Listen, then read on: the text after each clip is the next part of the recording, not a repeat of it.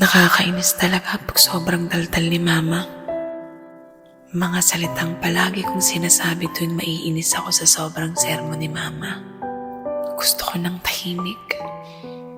Kahit saglit lang, ayaw ko marinig bunganga ni Mama na panay sermon. At lumipas ang maraming taon, unti-unti humina yung boses ni Mama. Hanggang sa halos makalimutan ko na yung boses niya. At ngayon, kahit anong pilit ko mang maging pasaway para marinig pa ulit ang sermon niya, wala na si Mama. At kahit kailan, hindi ko na maririnig ang sermon ni Mama.